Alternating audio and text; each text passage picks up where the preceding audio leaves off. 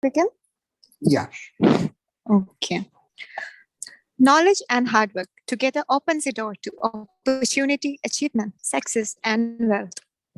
Honorable Chief Guest of the Eve, Dr. Rajesh Shankar Iyer, Consultant Neurologist and Epileptologist, KMCH, Coimbatore. Respected dignitaries, guests, volunteers, and all the participants, a very pleasant evening to you all. I, Hiba, feel extremely privileged to welcome you all to the 81st talk of the Inter-Society Weekly Webinar Series, which is jointly organized by the IEEE Kerala Section, the Institute of Engineers, Kerala State Centre, Computer Society of India, Trivandrum Chapter, Project Management Institute, Kerala Chapter, Internet Society, Trivandrum Chapter, Vaikam Maulavi Foundation Trust, Trivandrum, Life Member Affiliate Group, IEEE Kerala Section, IEEE EMPS, Kerala Chapter, and the Institute of Electronics and Telecommunication Engineering. Before beginning the session, I would like to let you all know a few of the program protocols. All the participants are requested to put your Zoom name, same as that of your register name of the event. And also, except for the speaker, every other participants are requested to mute their audio and video throughout the session. Participants can raise their queries through the chapter, participants can raise their queries through the chat box at any time during the session, which will be later addressed during the question and answer session towards the end of the session by the speaker.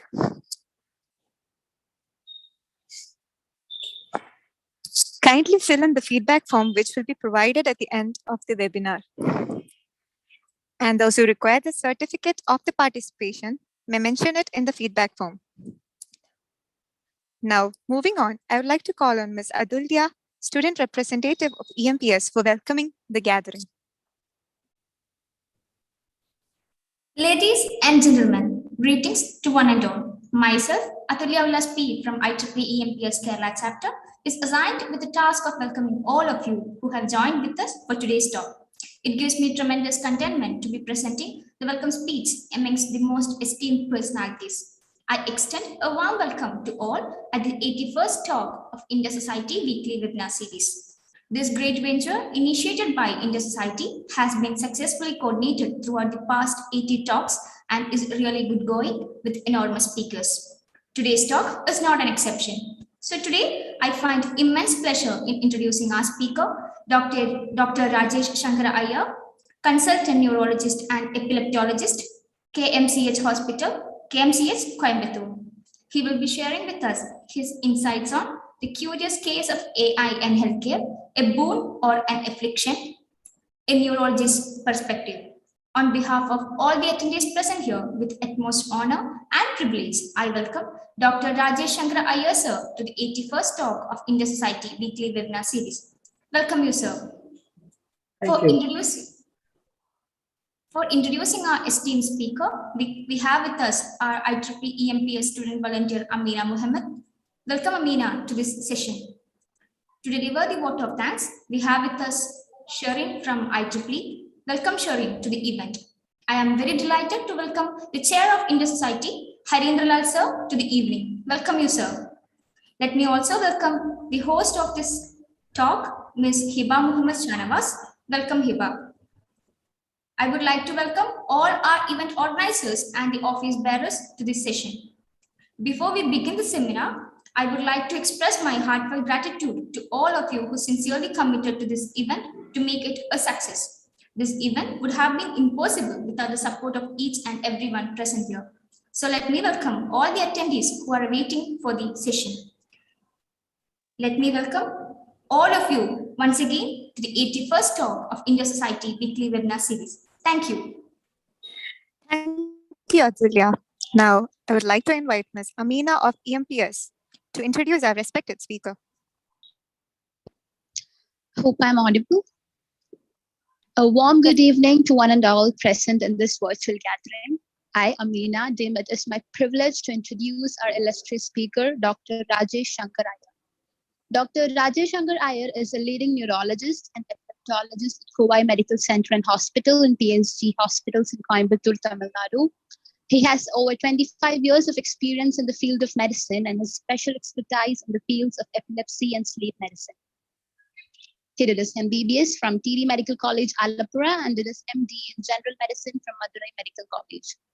Later, he finished his DM in Neurology from Institute of Neurology in Madras Medical College and DNB in Neurology from Delhi.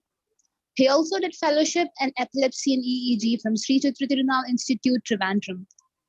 Dr. Iyer established the first comprehensive epilepsy care center in West Tamil Nadu at Coimbatore in 2011 and has performed 95 epilepsy surgeries so far.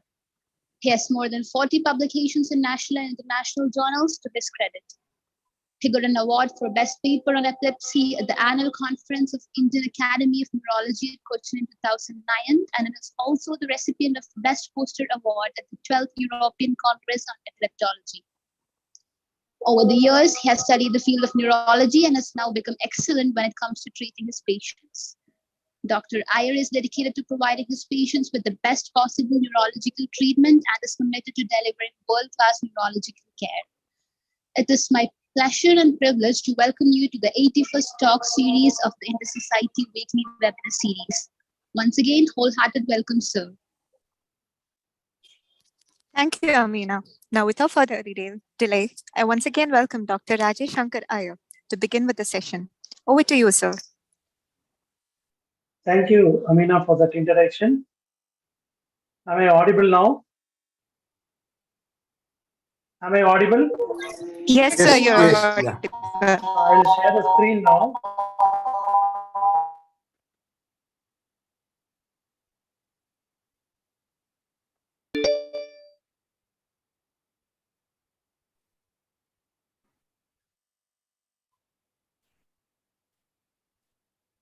Yeah. Is it visible now? Yes. Okay. Thank you. At the outset, I'd like to thank the organizers for giving me this opportunity. And as everybody realizes, the topic of artificial intelligence is one of the hot topics, over the past few years. So I'm not an expert in artificial intelligence, and hence my talk will be purely based on the impact of that particular field of artificial intelligence in medicine in general and neurology in particular, and where do we stand as of today. So we consider both the neurologists and artificial intelligence as titans, and we are at crossroads, and what is the future going to be for us is something which we need to discuss at this point of time.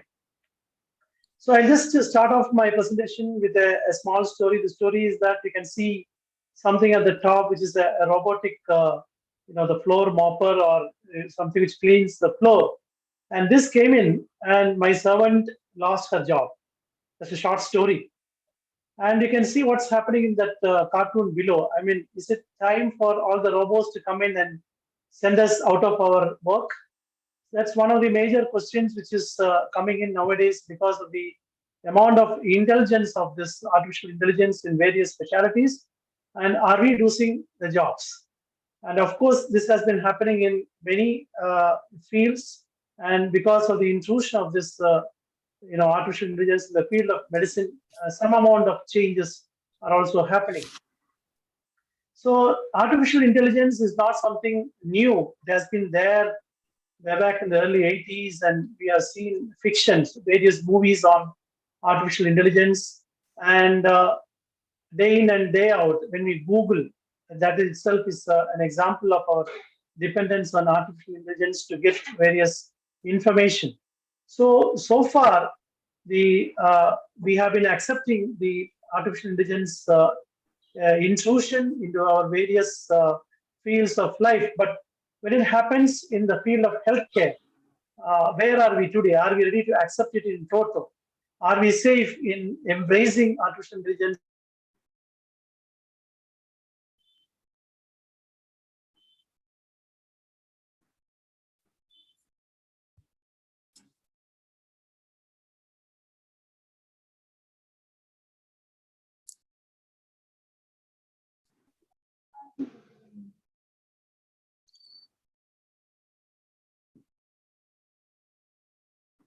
No, it is not audible, doctor.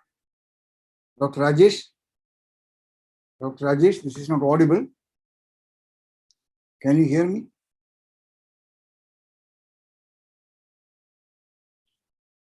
Hello, Dr. Rajesh?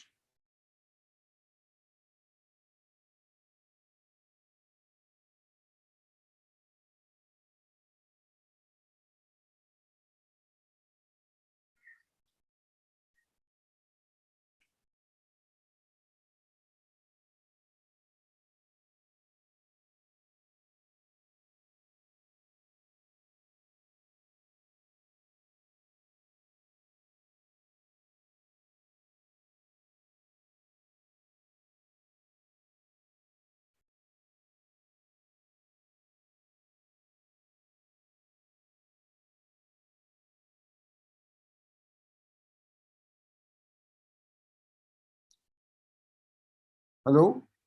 Hello? Hello?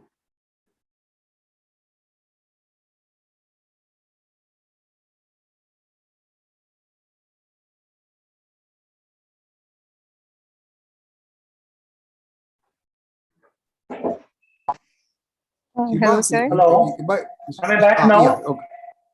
Yeah. Now you are audible. Yes, sir. Okay, thank you. Very sorry, something happened. It's okay. That's okay. Go ahead, please.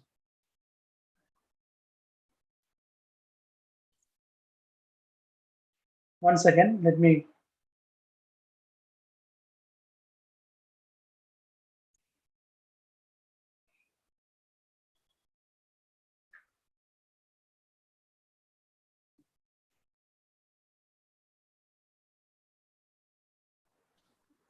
Sir, I think you have to make me a host, then only I can share. Nikita, will you please make him the host? You can share, no problem. You can share, sir. So currently you are the host, but he can share it right now also. You can share, no problem. You Okay. You have the permission to do that.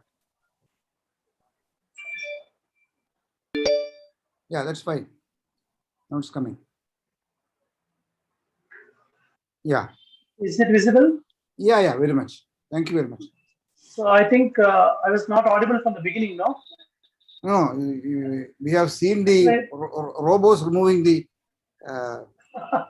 Okay. cleaners. Yeah. I mean, I was just talking about the. So this is, I was just telling that we have been accepting this intrusion of intelligence, artificial intelligence in all walks of life. And when it comes to the health sector, where are we today? That is our focus today. So the most important thing between the doctor and the patient is the clinical judgment of the physician, which will decide the patient's clinical outcome, his recovery from the disease. Everything is dependent on the clinical judgment. So that has been the proverbial sword of Damocles hanging over the neurologist's head. So whether this artificial intelligence is kind of capable of replacing the clinical judgment is something which we are looking into right now. So when you do a comparison of the physician and the computer, when it comes to the diagnostic accuracy, there was one study which was published in the Journal of American Medical Association in 2016. In a first direct comparison, it was clearly found that the doctor was more accurate compared to the artificial intelligence in the diagnosis. But then the doctor also made an incorrect diagnosis in 15% of cases. So this is the clinical judgment versus artificial intelligence when you try to compare this particular figure of a funnel where you can see the mouth of the funnel at A. And as you go towards the top part of the funnel, the B and the C. So I'll try to explain what this is all about. So imagine the scenario of a neurologist and the artificial intelligence-based system. Both parties are being called simultaneously to see a patient. And you have a patient who could be a middle-aged man. Either he is having fever for 3-4 days, or this could be a person who is not able to speak. So at the point of the first contact, the artificial intelligence system, it will be having its own camera, microphones, and the various algorithms it will have. But it will struggle to narrow down the possibilities because the first set of possible diagnoses at the beginning will be infinite. So from the infinite set of diagnosis, the artificial intelligence system, that is the mouth of the funnel which I was showing. At that point, the artificial intelligence will struggle to narrow down the possibilities. But with the neurologist who arrives at the scene, he might be able to immediately narrow down the possibilities to a finite number because he has the prior knowledge, he has the intuition, he has the instinct.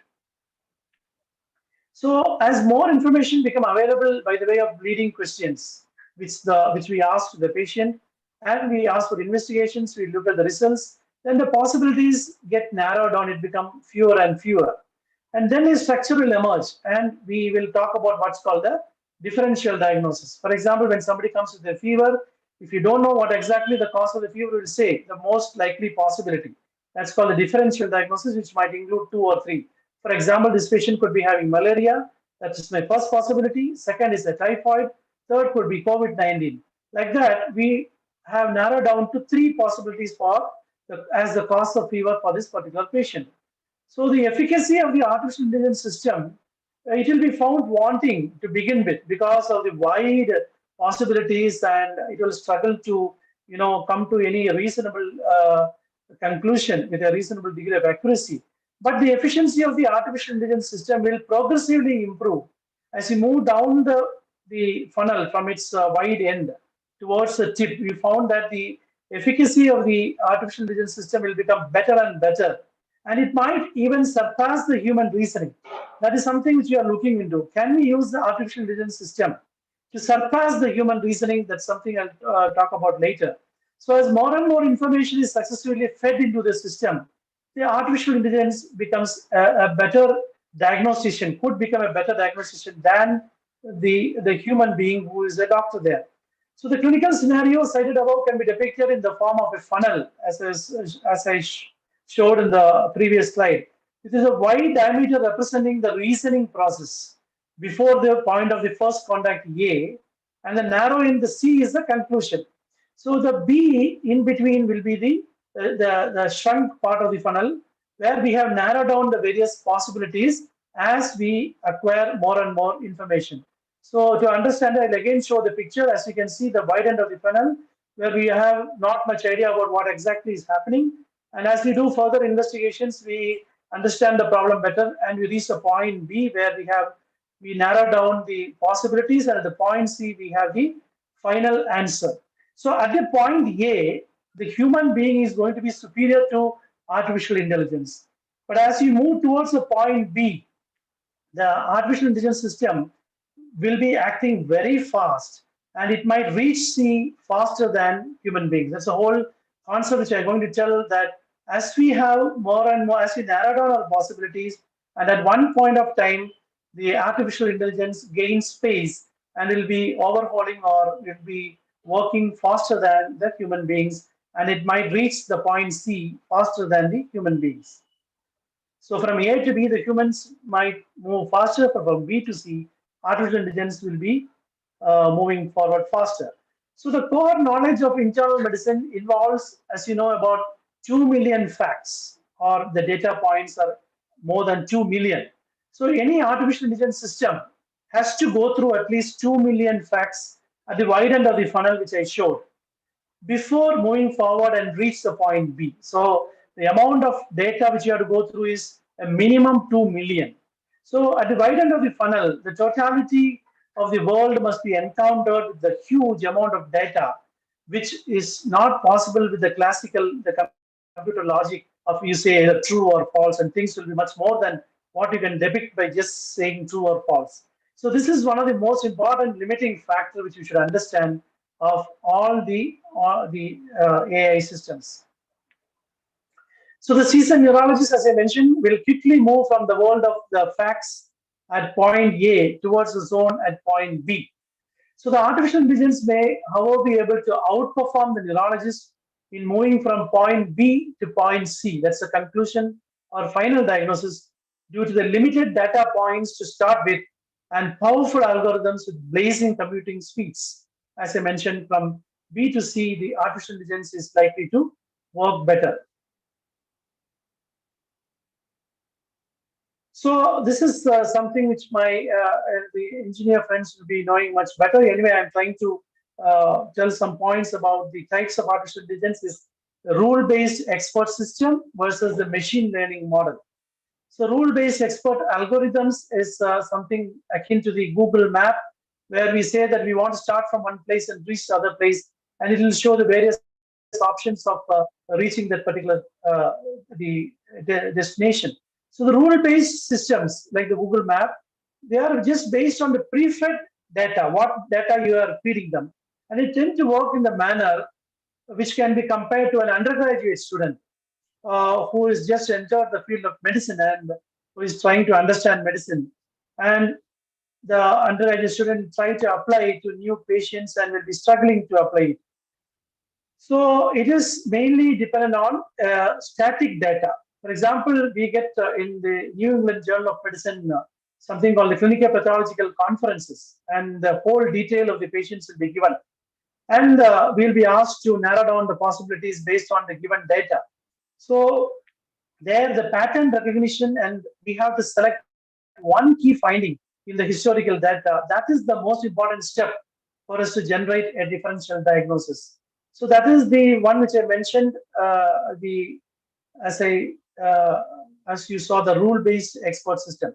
But coming to the machine learning model, which is similar to the the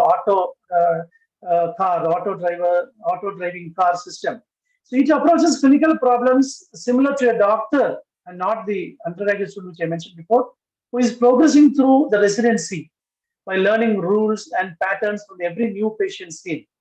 So the artificial intelligence-based solution is therefore not pre-programmed by humans, but are capable of programming itself when fed with very large amounts of structured and unstructured data. So these data sets are existing in neurology in the form of electronic medical records, including various data of the patients, including the imaging data. So when you talk about the machine model, it keeps on learning from each and every patient, each and every data which you give, and the programming keeps on happening as and when we keep feeding them with the data. So these self-learned patterns are the models which later form the pivot for the artificial intelligence to derive a meaningful clinical inference from a real-time, new data. So when you give a new data, from whatever the machine has learned over a lot of data, it will try to apply and come to a conclusion with the new data. So the artificial intelligence thus will be acquiring the dynamic knowledge progressively in real time because of the training and validation which happens with the repeated application of data sets. So this is the most important principle in machine learning techniques, which is superior to the rule-based expert algorithms, which are just static in the knowledge base and output. So this machine learning is particularly useful, and we are also using in scenarios where we use very large data sets like in the electroencephalography, EEG, and in the radiology, the imaging. A lot of data sets are there with the scans and the reports and that. So in these kind of systems, when the data set is huge, the machine learning is very useful for us. So it is well suited to tasks that require repetitive routine activities such as interpreting scans.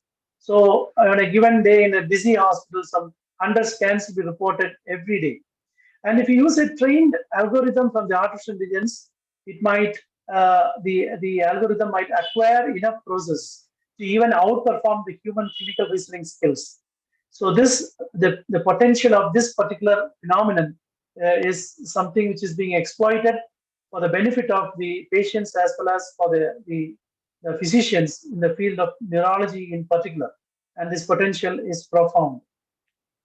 So again, just in a nutshell as to how the machine learning algorithms work, it can either be a supervised learning, unsupervised learning, and reinforcement learning. And the supervised learning means the algorithms perform a complex connect the dots operation between a given set of input data and an associated output. So they are provided with a given set of results, and they have to sort the data to reproduce them. So this is an example where you can see the supervised learning algorithm. We have the training phase and the testing phase. And in the training phase on the left side, the training data is there with the associated labels to create a predictive model. And when tested, the predictive model is shown data that are not labeled. So in this particular example, the apples are being distinguished from the other items. So even when the apple is red or green, when it is an apple, it is recognized as an apple, and the other things, whatever it is, if it is not an apple, they are recognized as not apple. So this is the supervised training algorithm example.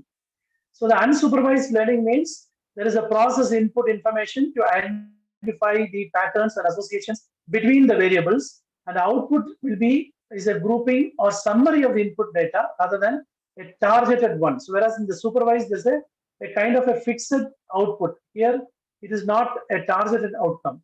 So the unsupervised learning algorithms are not provided with a set of results, but they attempt to find patterns and associations within the given data. They make an attempt to find some associations and come out with some reasonable output.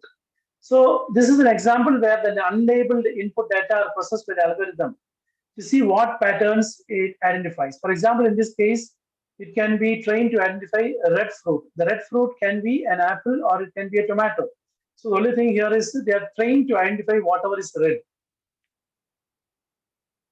So there's something on the reinforcement learning. This is something which is important because the reinforcement learning algorithms are concerned with producing an action which is dependent upon a given state. So the given state refers to the configuration of inputs or observations from the environment the algorithm is operated in. So they process the given state, and then they decide what action can be taken based on the information given of the state. And they also look into the consequences of that action. And based on the consequences, there is a reinforcement, which can be an award or a penalty. And so that the given state and the action can be paired accordingly. So this is the agent which is performing an action in the environment. As you can see, the action is interpreted into a reward signal and a representation of the state, which are both fed back to the agent. The same action, more or less likely for future scenarios in which a similar state is encountered. So with multiple cycles of the same process, actions can be produced that maximize whatever a rewarding outcome you want and minimize the risk. So the reinforcement learning algorithms learn how best to react to a given state. And the best way to demonstrate this is the chess computers, the reinforcement technique. Using the reinforcement technique, the chess computers were made with the given multiple scenarios or situations will be given to the computer, and what is the best move which can be made for that particular scenario or situation, and whether that move will reward in a win or you will be beaten because you make that move. From that, the reinforcement is given, and based on that, the computer learns again and again and again, so that when you face a particular situation, you know how to make that move so that you reach the reward of winning the game. So it started way back in the 80s, and you know the computer Deep Blue, which was capable of beating Gary Kasparov in 1997. And the Rebel 10 computer defeated Vishwanathan Anand, who was world number 2 at that time, by a score of 5-3. So now the human beings have been badly beaten by artificial intelligence based computers in the field of sports, as you can see here. But that is fine. But when it comes to health again, I mean, these are all some of the analogies which we can see and understand. But when you try to apply it in medicine, and the things could be different. So, but what is the capability of artificial intelligence? We can easily understand from what happened to the great chess champions when they had to face the chess computers, and they were really beaten by the computers because so much information and so much data is there in the computer about what could be the best move in a given scenario, and the human mind will really struggle to have that many number of moves stored in their brain. It will be extremely difficult. So the computers at that point of time were able to beat the human champions. And coming to the subject per se, which is the artificial intelligence in neurology. And currently, I mean, for the past decade or so, artificial intelligence is being utilized in various aspects in the field of neurology. And I will just sum up what are the exact scenarios in which it is being used. So one is the image classification. So a machine learning algorithm, for example, was trained when they gave a data set of say around 1.3 lakhs retinal images. So when you take a picture of diabetic retinopathy, and then this is diabetic retinopathy, that information is fed to the computer of around 1.3 lakhs of patients or retinal images. And when you tested the new patient's fundus picture again and it was fed to the computer, it could diagnose diabetic retinopathy with a sensitivity and specificity. Very important terminologies in the field of medicine: sensitivity and specificity of around 90% and 98%. That's a very excellent sensitivity and specificity. And another study in which was published in Lancet, where they retrospectively collected data containing around more than 3 lakhs CT scan pictures with the reports in India from 20 centers in India, was used to train and they produced an artificial intelligence algorithm. And then it was tested to detect the critical findings on CT scan. So this algorithm could identify head CT scan abnormalities which was requiring urgent attention. So in a triage process, for example, in a busy casualty, when the patient comes in, the patient is sent to the CT. From there itself, the information will come that this patient requires urgent attention. So the automation of the triage process, triage is one where you separate the patient based on the conditions and based on their needs, maybe into a very urgent, not really urgent kind of classifications we do in the ER, emergency room.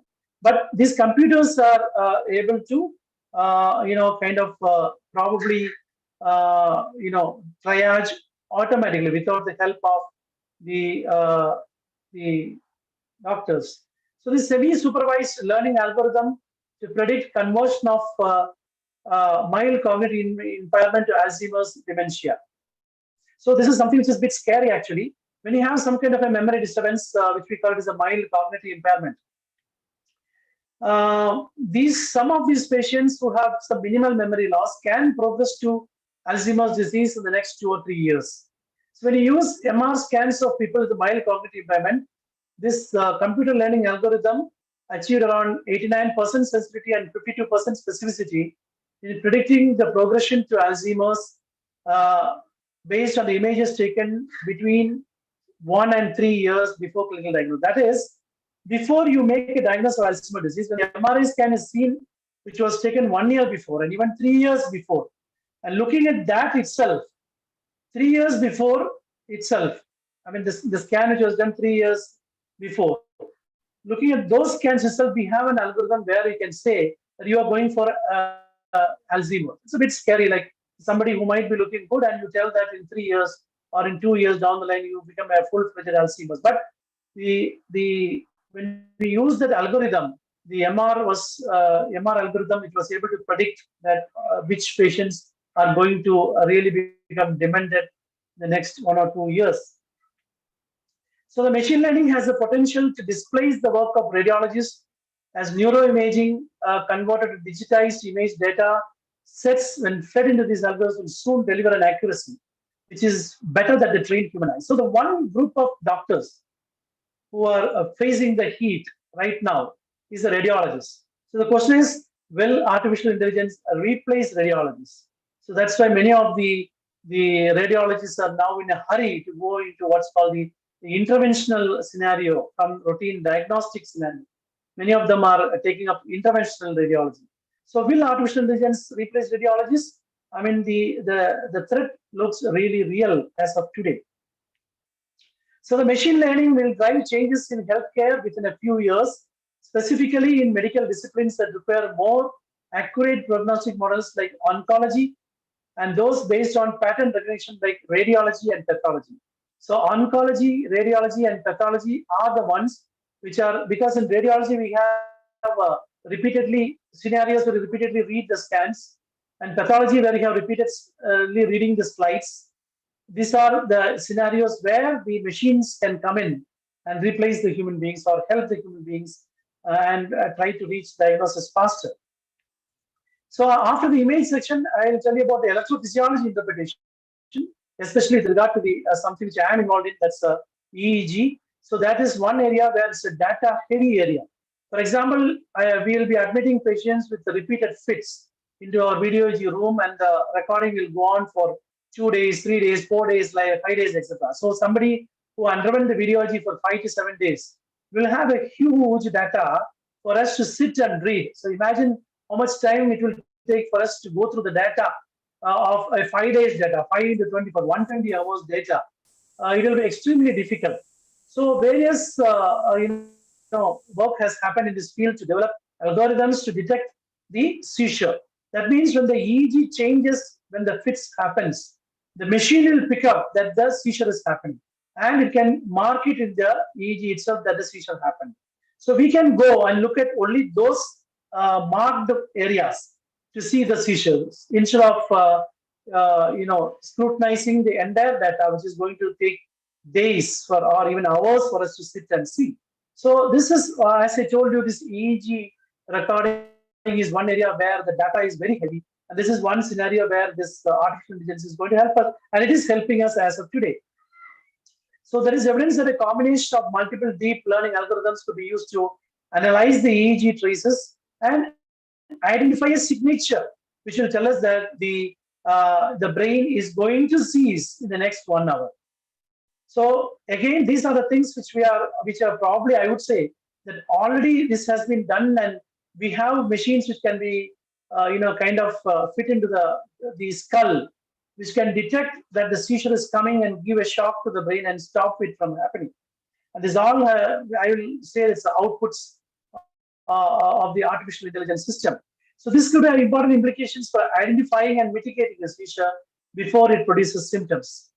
And another very, very interesting scenario is, are we in a position to talk to people in coma? Because people in coma, what is happening in their mind? Nobody knows, including the physician, including the people who are dealing with people in coma. We do not know what is happening. So there are some work going in this area where, in addition to the recording and classification of the inputs from the patient, which includes EEG, which includes various other data, and there is development of the brain-machine interface. So this will one day probably give us the opportunity to communicate with people in coma. So what has been remaining as so far as fiction in movies is likely to come true because of the amount of advance which science is making. Probably, I would say, with the help of artificial intelligence, we will be one day talking to people in coma. So what are the future areas in addition to what I mentioned, the image and the electrophysiological identification? The future areas is, again, it can be in the diagnosis where any data with a lot of videos, it can stratify and say what exactly it is. If you pre-feed the machine about the various type of abnormal events, and the diagnosis, it will be able to tell you what it is. Then the image classification, again, various syndromic diagnosis for us. The genetic applications are there where it can predict some variants which are going to cause rare genetic disorders.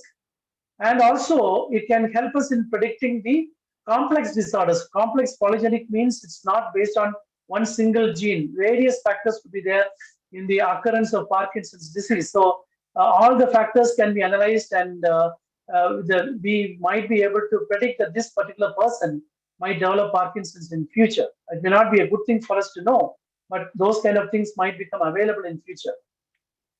And also in epidemiology, where you detect signatures of early disease in large population-based data sets. For example, we have the UK Biobank.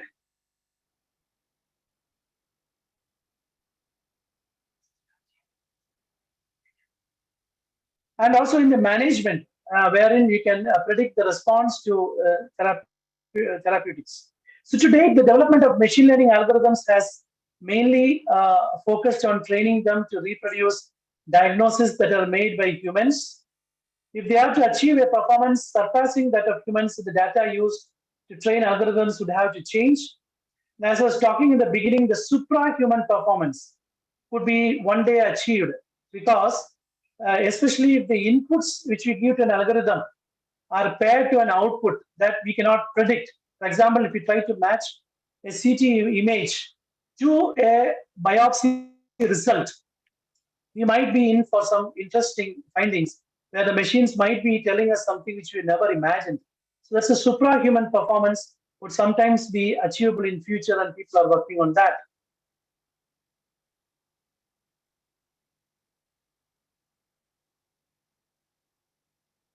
So limitations of machine learning is something which we should know at this juncture in this field of medicine is junk in, junk out. So if you give junk as the input data, then the junk will only come out as the data. So without the sufficient volume of high quality training data, even the most state-of-the-art algorithms are doomed to fail. The second important thing is the bias and generalizability, because the insufficiently diverse data if we give. For example, in this picture which I show, where only the apples which are red are being shown, then in that situation, it can misclassify, as you can see, the tomatoes which are red as apples. So the diverse training data, diverse data should be there. Otherwise, there will be a lot of mistakes as happened in this particular slide can happen.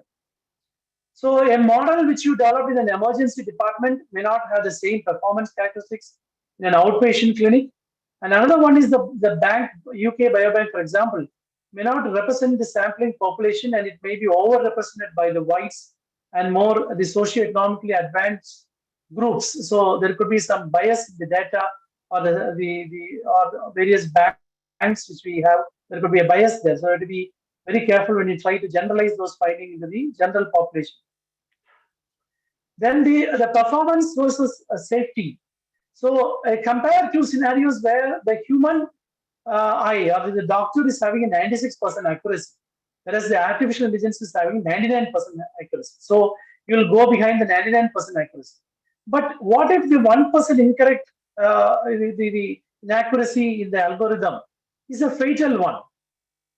For example, if instead of cutting one small structure, it might cut an artery, and the patient, the robo might cut an artery, and the patient may die. So that's happening only 1%. But when you with the humans, the particular problem could be 4%, but it could have an implication for clinical safety. So the problem here is we cannot go by percentages here, because the artificial intelligence, if it makes mistakes, those mistakes could be very fatal sometimes. For example, the healthy individuals can be classified as having a disease and might be subjected to some risky interventions, and diseased individuals can be misclassified as healthy and may be denied potentially helpful treatments. And this concept of black box, well, is that when we know the input to an algorithm and we know the output it produces, but we don't know how a particular output was arrived at. We have absolutely no idea in those scenarios how the output, the solution was arrived at. That's called the black box problem of machine learning. So the underlying rationale for the generated output by the artificial intelligence algorithm is not scrutable, not only by the physicians, but it's not, you cannot scrutinize that, but also that the engineers who developed them, they also cannot scrutinize how it happened. And another most important drawback is the accountability. Suppose you develop some ethical and legal issues, and whom are you going to hold accountable? So that is a very important issue in this scenarios. And I think in the previous talks, somebody was discussing about the ethical aspects of artificial intelligence. When something goes wrong in the field of medicine, whom are you going to blame? Is it the person who wrote the code for that particular intelligence? Is it the engineer who incorporated into that device? Are you going to blame the scientist who chose to apply it in a certain way? Or are you going to blame the regulator who approved that particular methodology of treatment? Or finally, as we all know, the clinicians will be blamed for everything. So are you going to blame us, the clinician who oversaw its use? So it's a big question. So whom are you going to blame when you put the entire, when you are going to depend too much on the artificial intelligence? The question of accountability is there. So there are some unintended consequences of machine learning in medicine. One is a de-skilling, that is reducing the skills of physicians, which is unavoidable. So I will demonstrate this by an example wherein you would have seen the ECG strips. And there was a study when the ECG strips are given to physicians. There on top right of the ECG strip, the computer-assisted annotations or diagnosis will be there. So they deliberately give the wrong diagnosis in many ECGs. So when they did that and asked, the physician did not know that such a thing had happened, the diagnostic accuracy dropped almost 10%, from 57 to 48% when the ECGs were annotated with inaccurate computer-aided diagnosis. So when the artificial intelligence comes in and makes some mistakes, when they try to support the physicians, and the physicians might depend too much on the machines, and their skills might go down and they might make more mistakes. So that is one unintended consequence of machine learning in medicine.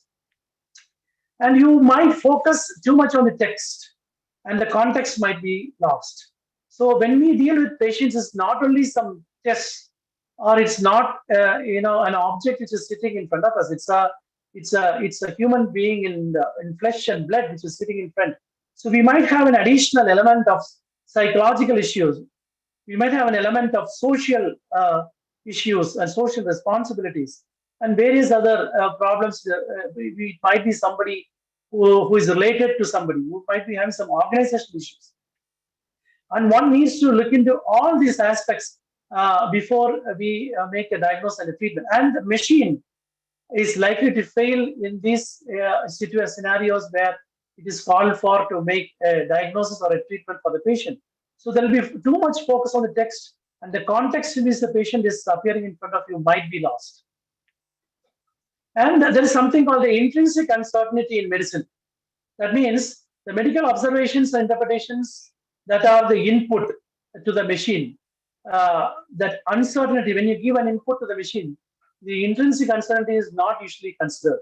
So the extent that the reliability and accuracy of machine learning performance is affected by the observed variability. For example, the same scan, when you give to 3 or 4 radiologists, definitely there could be a lot of observer variability. And also the same patient, as you all would have experienced, when you meet the same doctors or the same specialty with the same problem, the solutions could be different, solutions offered by the doctors could be different. So this observed variability is never considered in artificial intelligence, or it is underrated in artificial intelligence. And the next important thing is the need to open the machine learning black box. So the nature of the machine learning algorithms, which, as I mentioned, we don't know how the output is reached.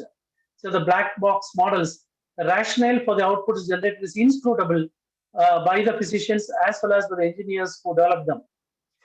So I hope that I have touched upon the intrusion of artificial intelligence, which has already happened and is happening at this point of time.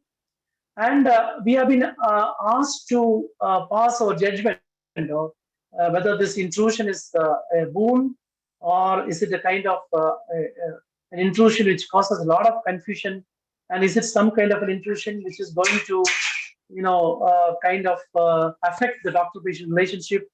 It is a big question which is in front of us. So there is still a silver lining, is that such systems are not complex enough to completely replace a human being. I'm sure none of you will be ready to go and get a surgery done by the machine. And you say that you want to get the surgery done by a robot, not by a human being. And as of today, none of us will be ready to fly in a flight which is not having the pilots and only the machines are there. But such situations are likely to come in future. So there are situations where the cost of making mistakes is high. So for example, when an artificial intelligence model performs surgery and kills the patient, or we have the auto drive mode vehicle and it makes a mistake and you meet with an accident that's risky. So these mistakes can lead to loss of human life. And when it comes to the other scenarios which I was mentioning, where the artificial intelligence is being used, the mistakes are less and the mistakes are not of such a magnitude that the human life is affected. So when you're dealing with the human life, in the medical field, only these kind of questions are emerging and we are searching for an answer. So to quote Charles Darwin, it's not the strongest of the species that survive. It is neither the most intelligent of them which are going to survive, but the most important one is the person or the species which are ready to change. The one which is most responsive to change are the ones which are going to survive. Not the intelligent one, not the strongest one, but the one which is looking forward to change. So in that context, I would say that we physicians or neurologists are looking forward and welcoming artificial intelligence into our fold to improve our care of the patient. So as of today, I am not in a position to say that they are going to replace us. They are probably going to help us in a big way in which our patient care is going to become better. But you can see that because of the usage of artificial intelligence in the field of radiology, oncology, and pathology, is as I showed in the first, the opening slide, are the radiologists being pushed out of their work by the machines. So as I mentioned, when the machine for cleaning the floor came in, my servant was sent out. So these kind of situations are happening. So will that happen for the entire group of doctors in the future? One can never say. But as of today, it may not be something which is happening, but one can never say. But we have to be responsive to change, and the changes in the next decade or so is going to be big. We are going to see a lot of machines, a lot of computers when you enter the hospitals, and maybe less number of human beings when the hospital scenario is going to change. And even now, if you see most of the medical record section, most of the laboratory sections, the number of the human hands have come down in many hospitals. The algorithms of tomorrow may equal or outperform the doctor, even at the wide end of the funnel, as I showed in the beginning. The wider end of the funnel, where the options are too many, where the artificial intelligence really struggles to figure out what's happening, and the tomorrow's algorithms might even outperform the doctor at the point A itself. So probably those days are not far away. We might see that particular scenario. So are we ready for that is the question. So there is a need to create awareness and foresee this disruption while going along. So the disruption is something which I mentioned about the various side effects of artificial intelligence, either intended, which I mentioned 4 or 5, or the unintended ones, which can really happen, where it really affects the clinical capability of the human beings. We need to be aware of this, and we have to foresee this disruption which can happen, as well as the intrusion of the artificial intelligence in our day-to-day practice. And we have to definitely adapt to this new reality of more and more artificiality or artificial intelligence coming into our practice. So as William Oswald once said, medicine is the science of uncertainty. Everybody knows that. And it's the art of probability. So what we should do in this scenario, you listen, they say, listen to the patient. Because if you fail to listen, the patient is telling you the diagnosis. As of today, we understand that the artificial intelligence is all ears. It's listening. But are we the physicians, are we the doctors listening enough? I think we should start listening. We should see the important role of artificial intelligence in making our care of the patient better, and adopt the various changes so that ultimately the patient benefits. So coming back to the question of is it a boon or a bane? Is it a boon or an intrusion? I would say that it is probably a boon as of today, because it is helping us in decreasing our burden when you handle the patients. So, and I hope that it remains a boon also in future if it is properly used, and the ultimate aim of the patient care is kept in one's mind. I hope that this artificial intelligence intrusion into the field of medicine in general and the field of neurology in particular remains a boon. And thank you all for the patient listening. Thank you so much, sir, for that wonderful session. It was great listening to you. Now, we have already received some queries regarding the session. And if any of you have more further queries, do post them in the chat box. So, sir, it'll be very kind of you if you could respond to those. Shall I read them to you, sir? Yes. Okay.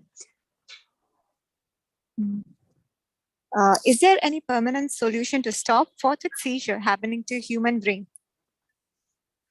Yeah, that I think is probably. What is this? Am I audible? Yes, sir. You're yes, yeah. Yeah, that is probably not related to artificial intelligence, but seizures in many situations we are able to control them either by medicines in 70% of the situations, and maybe in the remaining 30, where we call them as a drug-resistant epilepsy, or patients who keep getting seizures despite all the efforts we put in terms of medicines. We call them drug-resistant epilepsy patients. For them, surgery is available. So a sizable number of patients are currently seizure-free or fit-free, either with medicines or with medicines and surgery, and some of them are off medicines also. So only some 10 to 20% of the patients are unfortunate that they keep getting the events, seizures, despite all the medicines.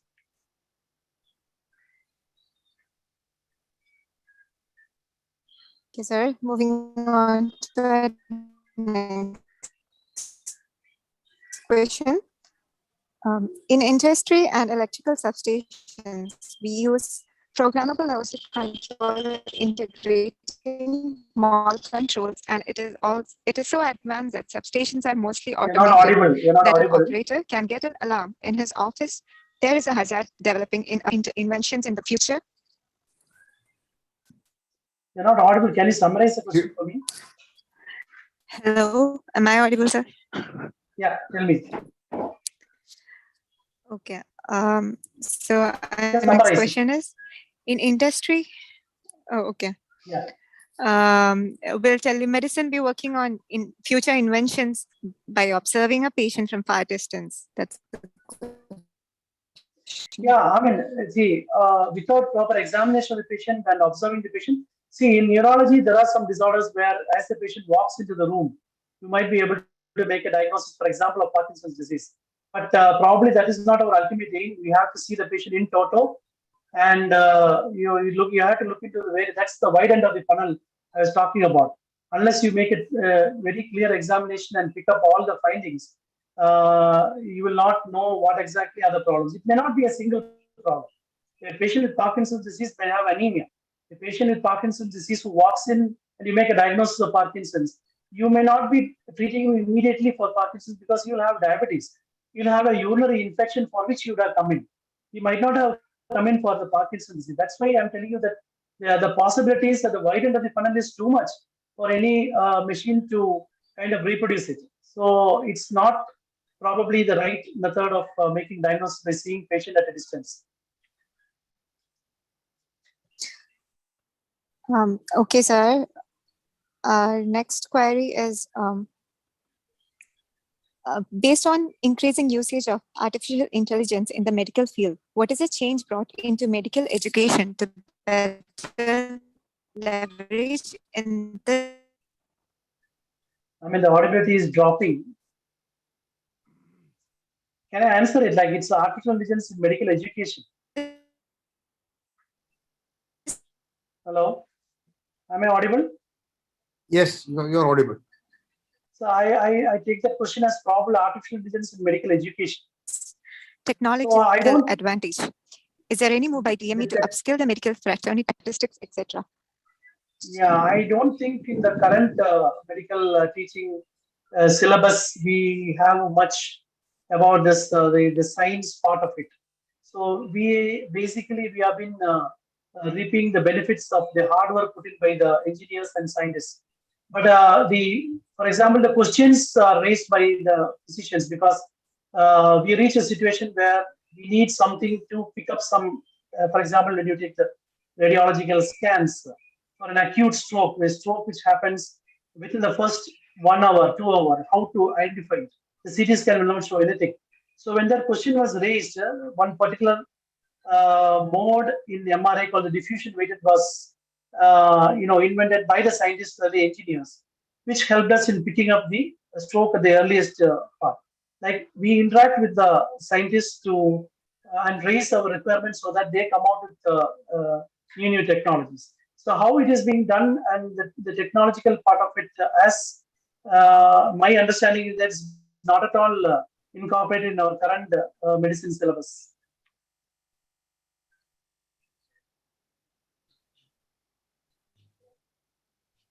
Hello?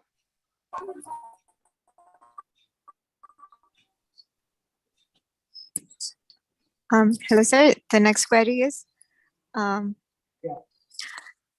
as artificial intelligence can and do listen better than now doctors, and holistic evaluation also be do better than artificial intelligence in future. How far in the future do you see that possibility? Possibility of artificial intelligence overshadowing the doctors in the initial evaluation.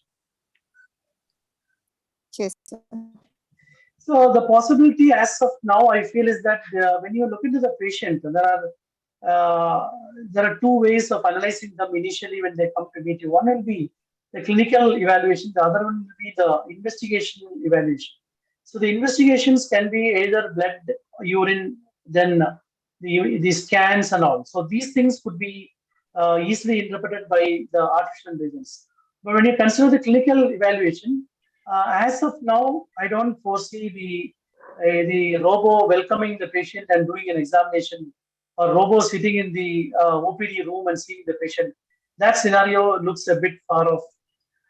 But of course, the imaging part, the laboratory part of it, I think the artificial intelligence can easily take over and give us a final report of what all are wrong with the particular patient.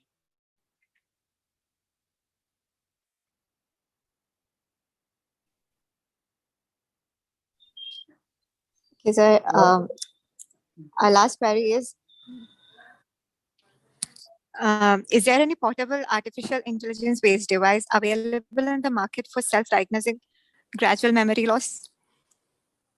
There is no device as such available, and even those scenarios which I mentioned before, like the MRI being used as a tool, the volume of brain, the volume keeps decreasing as you age. So what is the volume of your brain for the particular age? If it is less than a particular level, then you stand a chance of developing Alzheimer's. So how much is your chance as you grow older? We can probably gauge. But again, this is a lot of the ethical aspects of that. Is that when you tell somebody that you might develop Alzheimer's, you may be wrong also. So it's not properly. It's not something which is being utilized now to kind of predict people who can develop Alzheimer's or can develop Parkinson's disease, because the diagnosis of these disorders are not welcomed very easily by the patients, and especially if they have the disease, even at that point of time, it's very difficult to accept that you have a disorder. But if you are going to predict that you are going to develop it, then that is something which is probably will have a lot of ethical backlashes. So as of now, we don't have any technology available in the market which you can use to find out whether you will develop Alzheimer's or not.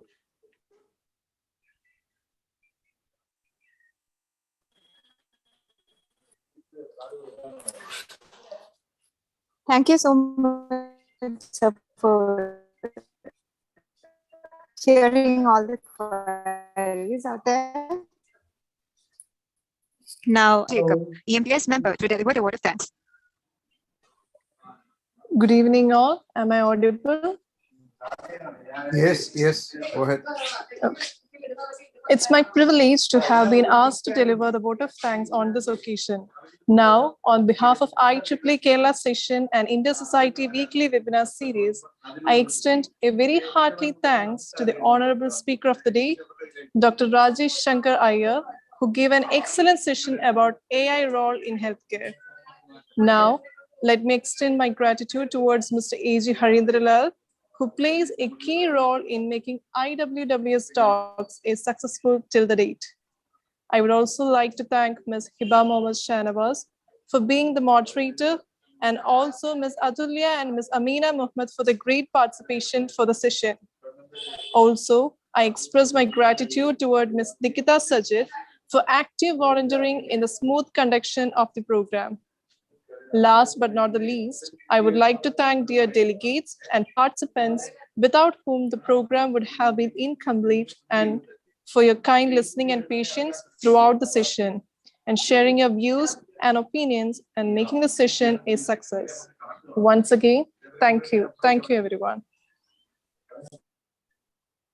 Thank you.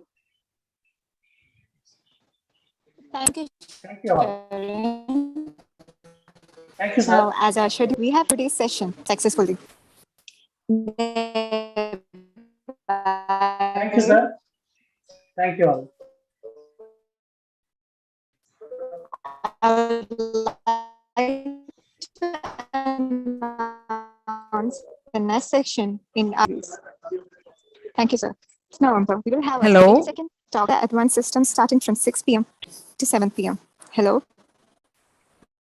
Yeah, we have our 80-second talk on engineering strategic systems for Atman Bharata by Muralidharan R of Tata Advanced Systems next Wednesday.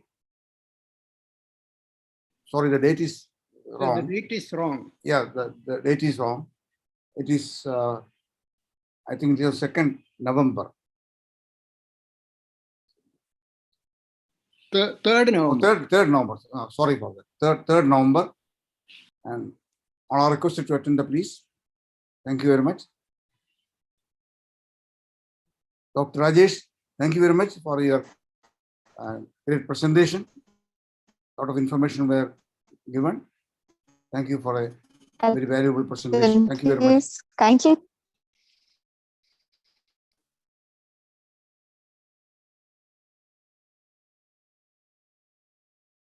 Nikita, you may close the the PPT. Okay, sir. You're the host right now, so you can end the meeting. Yeah. Is Dr. Rajesh available?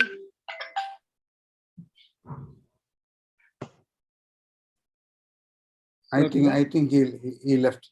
He left already. Okay. Okay. Thank you all. Thank you all for the participation. Thank you.